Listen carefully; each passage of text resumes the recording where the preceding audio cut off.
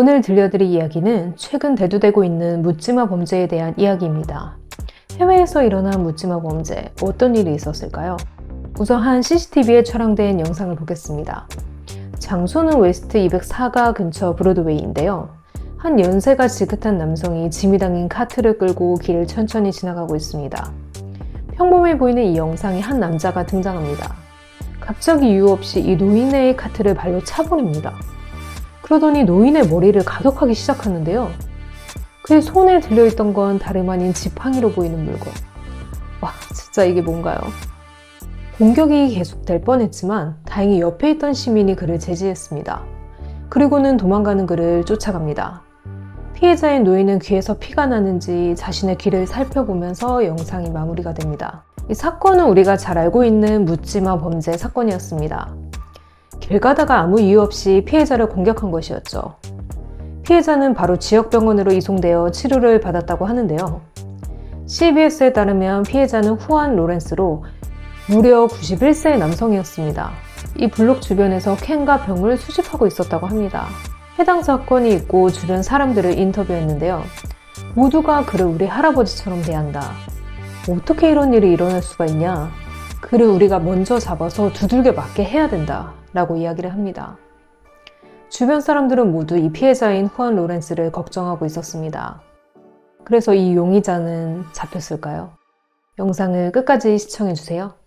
이 묻지마 범죄는 그냥 아무 이유 없이 불특정 다수에게 무차별적으로 공격하는 범죄를 이야기하는데요. 대부분 세상에 불만이 있거나 정신적인 지병을 앓고 있는 사람들이 많이 저지르곤 합니다.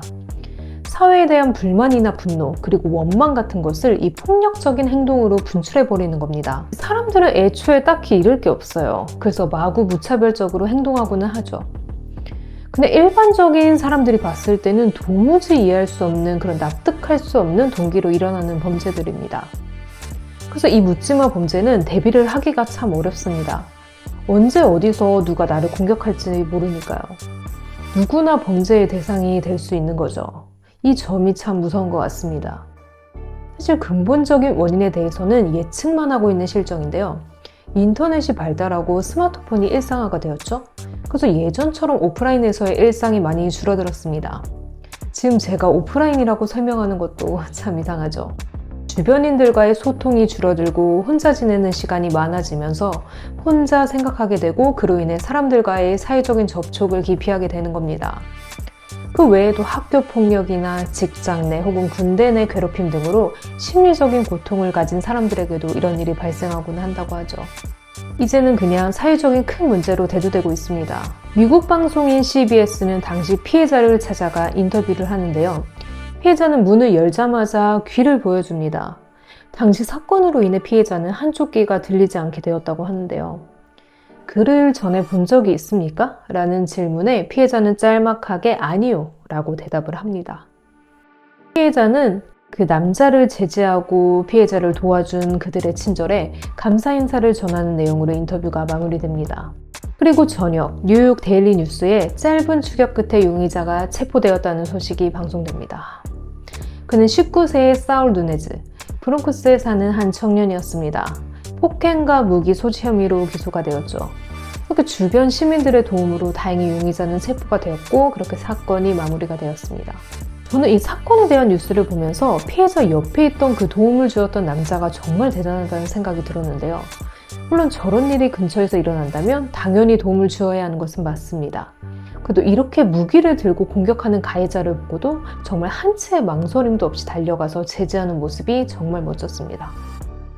하지만 피해자인 후안 로렌스는 범행을 저지른 이 청년이 손자 같다며 용서하고 싶다고 이야기를 하며 선처를 부탁했습니다.